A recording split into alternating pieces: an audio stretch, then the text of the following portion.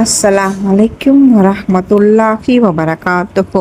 அளவற்ற அருளாளனும் நிகரற்ற அன்புடையோனும் ஆகிய ஏக இறைவனின் திருப்பெயரால் ஆரம்பம் செய்கிறேன். நாம் இப்ராஹீமுக்கு புனித ஆலயத்தின் இடத்தை நிர்ணயித்து, நீர் எனக்கு எவரையும் இணை வைக்காதீர், என்னுடைய இந்த ஆலயத்தை சுற்றி வருவோருக்கும் அதில் ருக்கு சுஜுது செய்து தொழுவோருக்கும் அதை தூய்மையாக்கி வைப்பீராக என்று சொல்லியதை நபியே நினைவு கூர்வீராக. ஹஜ்ஜை பற்றி மக்களுக்கு அறிவிப்பீராக.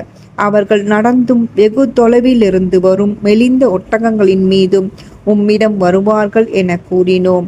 தங்களுக்குரிய பலன்களை அடைவதற்காகவும் குறிப்பிட்ட நாட்களில் அல்லாஹ் அவர்களுக்கு அளித்துள்ள ஆடு, மாடு, ஒட்டகம் போன்ற நாற்கால் பிராணிகள் மீது அவன் பெயரை சொல்லி குர்பான் கொடுப்பவர்களாகவும் வருவார்கள்.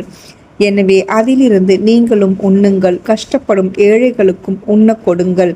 பின்னர் அவர்கள் தலைமுடி இறக்கி, நகம் வெட்டி, குளித்து, தம் அழுக்குகளை நீக்கி, தங்கள் நேர்ச்சிகளை நிறைவேற்றி அந்த புனிதமான பூர்வீக ஆலயத்தை தவாப்பும் செய்ய வேண்டும். இதுவே முறையாகும். மேலும் அல்லாஹ்வின் புனிதமான கட்டளைகளை யார் மேன்மைப்படுத்துகிறாரோ அது அவருக்கு அவருடைய இறைவனிடத்தில் சிறந்ததாகும். இன்னும் நாற்கால் பிராணிகளில் உங்களுக்கு ஆகாதவை என ஒதுக்கப்பட்டதை தவிர மற்றவை உங்களுக்கு அனுமதிக்கப்பட்டுள்ளன. ஆகவே விக்கிரகங்களின் அசுத்தத்திலிருந்து நீங்கள் விலகிக் கொள்ளுங்கள். அன்றியும் பொய்யான சொல்லையும் நீங்கள் விலக்கிக் கொள்ளுங்கள். 2 வசனம் 26, 27, 28, 29, 30, 31. ஜஸாக்கல்லாஹ் கைரன் கசீரா.